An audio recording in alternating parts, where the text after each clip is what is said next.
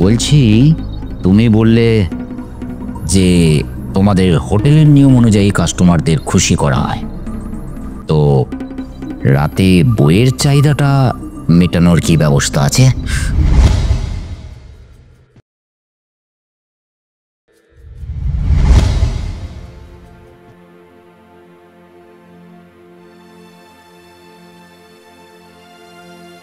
Excuse me sir.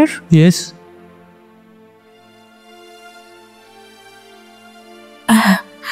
আসলে আপনাদের hotel থেকে পত্রিকায় একটি অ্যাড দেওয়া হয়েছিল, সেই অ্যাডটি দেখেই আমি এসেছি। যদি কাজটা আমায় দেন। ও হ্যাঁ, তো আপনার কি কোনো কাজের অভিজ্ঞতা আছে এই হোটেলের বিষয়ে?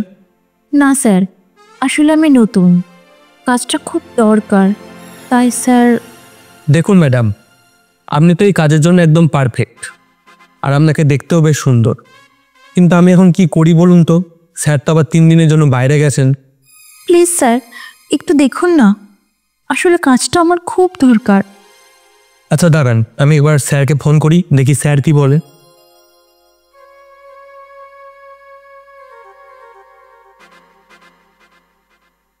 হ্যাঁ হ্যালো স্যার। হ্যাঁ স্যার, আমরা যে ওই পত্রিকাতে অ্যাড দিয়েছিলাম না, ওটা দেখে একটা মেয়ে এসেছে কাজের জন্য। কিন্তু স্যার মেয়েটার কাজের কোনো অভিজ্ঞতা নেই, তবে স্যার মেয়েটাকে দেখতে কিন্তু বেশ ভালো। আপনি যদি একটু ট্রেনিং দিয়ে নেন তাহলে কিন্তু স্যার হয়তো ঠিকঠাক হয়ে যাবে। আচ্ছা স্যার, ওকে ওকে ওকে ওকে স্যার, ঠিক আছে।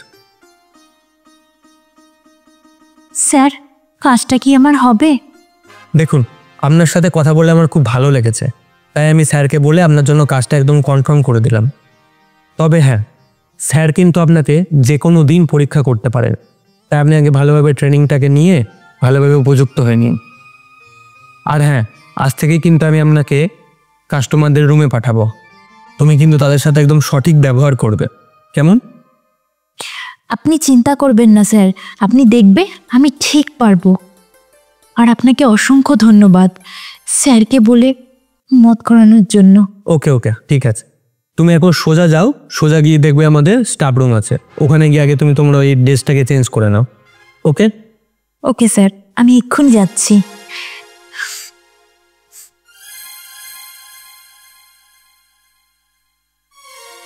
মেয়েটার কথাবার্তা শুনে আর দেখে তো মনে হয় পারবে, কি জানি, দেখাই যাক। আশা করি আমার মেয়ে চিনতে কখনো ভুল হবে না।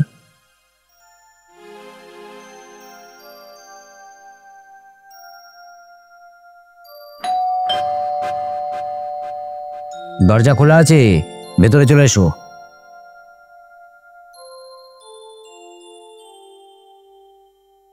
লাভলি, এই হোটেলে এর আগে আমি তো এমন মেয়ে কখনো দেখিনি। এ তো মেয়ে নয়, যেন জ্বলন্ত আগুন। তা এই আগুন কি শুধু দেখার জন্য, নাকি ঝাঁপ দেওয়া যাবে? যাবে নয়, আমাকে ঝাঁপ দিতেই হবে। স্যার আমাকে রিসেপশন থেকে পাঠিয়েছিল, আপনার যা যা দরকার আপনি রিসেপশনে কল করবেন, আমি আপনাকে সমস্ত সার্ভিস দিয়ে যাব। তো স্যার, এখন কি কিছু লাগবে? এখন তো অনেক দেরি হয়ে গেছে, তুমি এক কাজ করো, আমার জন্য একটু ড্রিঙ্কসের ব্যবস্থা করো। ওকে স্যার, আমি নিয়ে আসছি।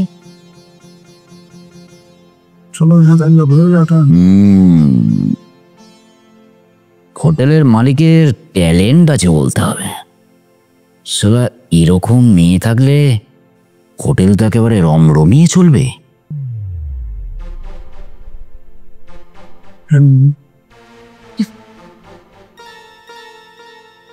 আসবো স্যার? হ্যাঁ এসো।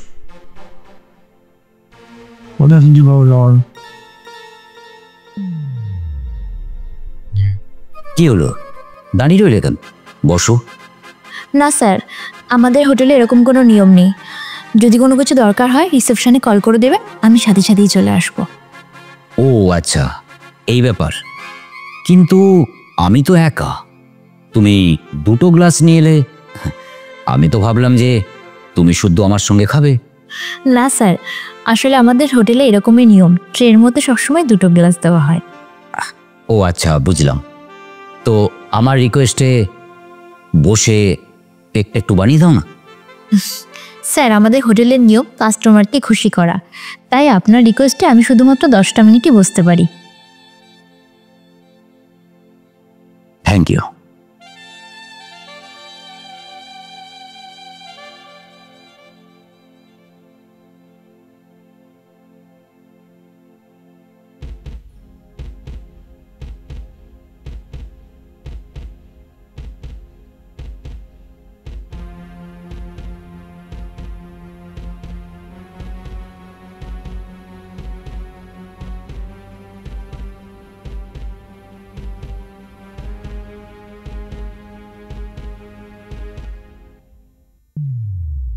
বলছি, তুমি বললে যে তোমাদের হোটেলের নিয়ম অনুযায়ী কাস্টমারদের খুশি করা হয়, তো রাতে বইয়ের চাহিদাটা মেটানোর কি ব্যবস্থা আছে? সরি স্যার, আমাদের হোটেলে এরকম কোনো ব্যবস্থা নেই। অ্যাকচুয়ালি আমাদের হোটেলের মালিক এই সমস্ত কোনো কিছুই পছন্দ করেন না। ও, এ তো খুব ভালো কথা। তা মালিক পছন্দ না করুক, অফারটা যদি আমি তোমাকে করি, মানে আমি বলতে চাইছি, তুমি যদি আজ রাতে আমার সঙ্গে সঙ্গ দাও তো আমি তোমাকে 20,000 টাকা বকশিশ দেবো। সরি স্যার, আর একটা কথা, আপনি যা বলেছেন, এরকম কথা দ্বিতীয়বার বলবেন না, কারণ আপনি আমাকে যেরকম মেয়ে ভাবছেন আমি কিন্তু সেরকম মেয়ে নই। হোটেলে কাজ করো আর মুখে বড় বড় কথা, কিসের অহংকার তোমার? এই রূপের? কত টাকা চাই বলো, কত টাকা চাই তোমার এই রূপের জন্য? তবু আজ রাতে তোমাকে আমার চাই।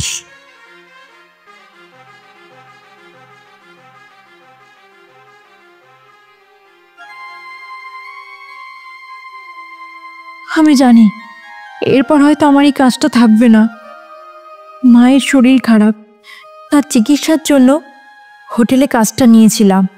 কিন্তু কি মনে করেন আপনারা, একটা মেয়ে হোটেলে কাজ করে বলে সে খারাপ? একটা মেয়ে যখন বাইরে কাজে বেড়ায় তখন তার পেছনে নিশ্চয়ই কোনো না কোনো কারণ আছে। কিন্তু আপনাদের মতন কিছু স্বার্থপর লোভী মানুষেরা সেই সব না দেখে আমাদের দিকে লোভের দৃষ্টি দেন, কখনো সহযোগিতার হাত বাড়িয়ে দেন না।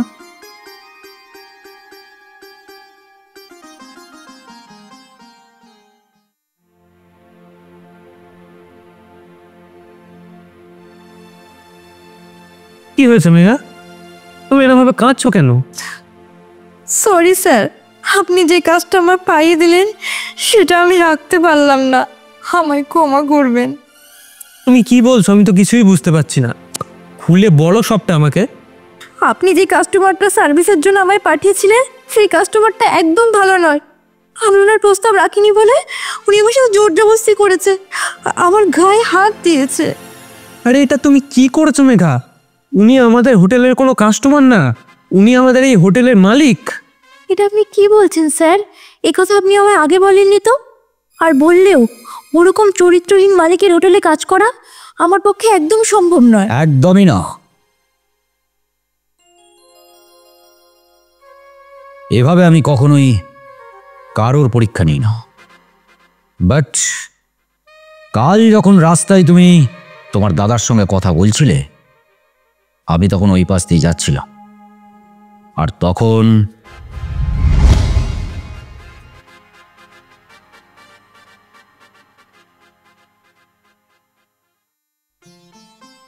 কিরে, কিছু টাকা ব্যবস্থা করতে পারলি? না রে দাদা, হোটেলের মালিক এখনো আসেনি। মালিক আসলেই আমি বলবো মার এমন অবস্থা, 1,030 টাকা খুব দরকার। টাকাটা উনি যদি আমাকে অ্যাডভান্স দেয় তাহলে আমি মাসে মাসে কাজ করে শোধ করে দিতাম।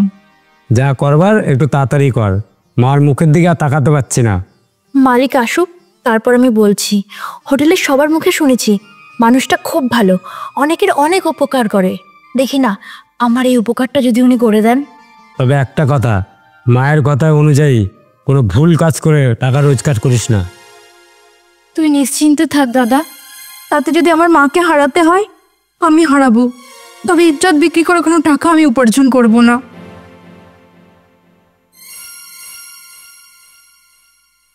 দাদা আমি চলি, ঠিক আছে, আয়, সাবধানে থাকিস।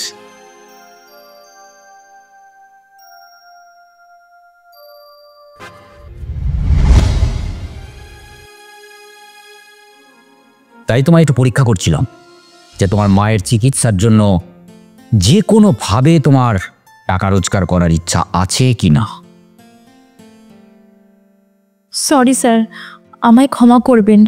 আমি জানতাম না আপনি এই হোটেলের মালিক। আমি যদি জানতাম তাহলে আপনার গায়ে হাত তুলতে না, তাই তো? কিন্তু তুমি হাত না তুললে আমি তোমার প্রকৃত চরিত্রটা বুঝতাম কি করে? যাই হোক রাজীব, তুমি এক কাজ করো, কাউন্টার থেকে আমার নামে খরচা লিখে তুমি 30,000 টাকা ওকে দিয়ে দাও। ওকে স্যার, আমি এক্ষুনি দিয়ে দিচ্ছি। আপনাদের সকলকে অসংখ্য ধন্যবাদ স্যার। এই টাকাটা না পেলে হয়তো আমি আমার মাকে। না না, তোমার মা না, বলো আমাদের সকলের মা। আর তাছাড়া মা কি কখনো একার হয়? মা হয় সকলের। আরেকটা কথা, যে 30,000 টাকাটা তোমায় দেওয়া হচ্ছে ওই তোমার মায়ের চিকিৎসার জন্য, এটা তোমাকে ফেরত দিতে হবে না। তোমার মাসে যা বেতন তুমি তাই পাবে। আর তোমাকে 7 দিনের জন্য আমি ছুটি দিচ্ছি।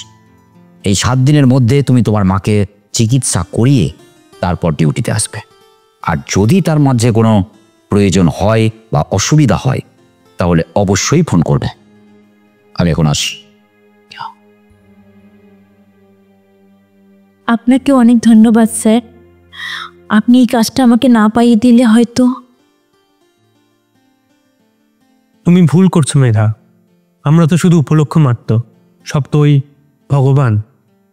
আমারও ইচ্ছা করে এরকম মায়েদের শরীর খারাপের কথা শুনলে কিছু সাহায্য করার, কিন্তু আমার তো সে সামর্থ্য নেই। স্যার তো তোমাকে 30,000 টাকা দিলেন, আমি আমার পক্ষ থেকে আরও 5,000 টাকা তোমায় দিচ্ছি।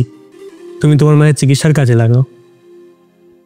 সত্যি দাদা, আপনাদের মতন যদি সকল মানুষের মন এক হতো তাহলে অকালে অনেক মাকে পৃথিবী ছেড়ে যেতে হতো না। আমার মায়ের মতন তারা নতুন জীবন দান পেত। হ্যাঁ বন্ধুরা, আপনাদেরও সকলের কাছে আমার একটাই অনুরোধ, কেউ যদি মায়ের চিকিৎসার সাহায্যের জন্য হাত বাড়ায়, আপনি আপনার সামর্থ্য অনুযায়ী তার পাশে এসে দাঁড়ান। নমস্কার।